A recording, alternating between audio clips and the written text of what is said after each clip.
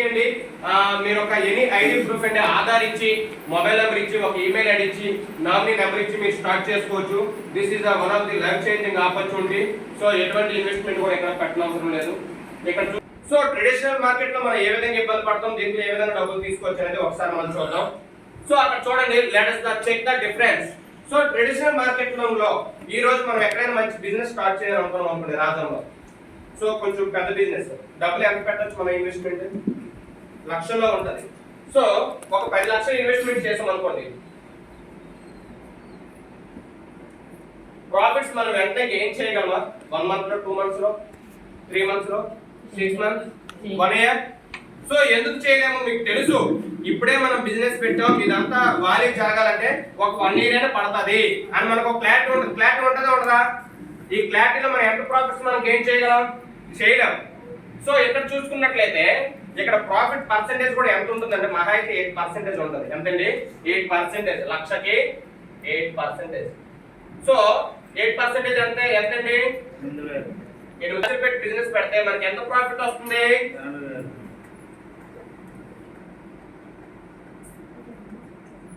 So 80,000 మనకు profit వస్తుంది. 80,000 కూడా మనకు మిగిలిపోద్దా? మెయింటెనెన్స్ ఉంటుంది, చిన్న చిన్న ఖర్చులు ఉంటాయి, ఎలక్ట్రిసిటీ, మిస్లేనియస్ ఎక్స్పెన్సెస్, ఇవన్నీ ఆల్మోస్ట్ ఒక 30,000 దాకా పోతాయి. 30,000 దాకా పోయి మనకు మిగిలేది 50,000. ఇది కూడా ఎప్పుడు? ఆఫ్టర్ 1 ఇయర్ అండి. ఈ 1 ఇయర్ వరకు కూడా మీకు బిజినెస్ చక్కగా రన్ అయితే చాలా అనిపిస్తుంది. పెట్టుబడి ఏం రా అంటే ప్రాఫిట్స్ ఏం రావు, రొటేషన్ అవుతూ ఉంటాయి అనమాట. ఆఫ్టర్ 1 ఇయర్ మనకి ఎంత వస్తుంది? నెలకు ఒక 50,000 మిగులుతుంది అనమాట. అక్కడ చూడండి, ప్రాఫిట్ 1,08%.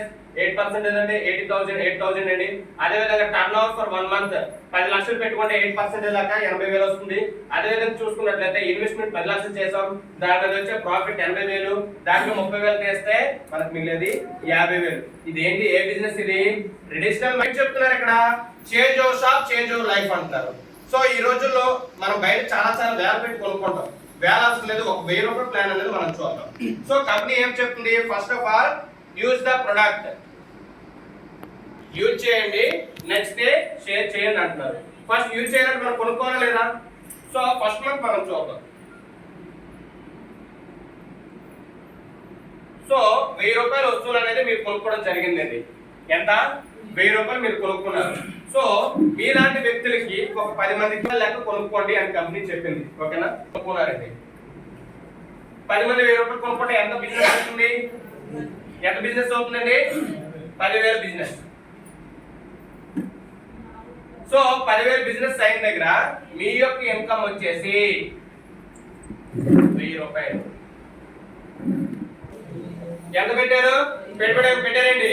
పెట్టుబడి ఏం పెట్టలే, మీరు 1000 రూపాయలు వస్తువులు కొనుక్కున్నారు, పలానా దగ్గర బాగుంటాయి అని మీరు ఒక 10 మందికి చెప్పడం ద్వారా ఆ 10 మంది కూడా కొనుక్కున్నారు. తద్వారా మీకు వచ్చిందంతా 1000 రూపాయలు. బాగుందా లేదా?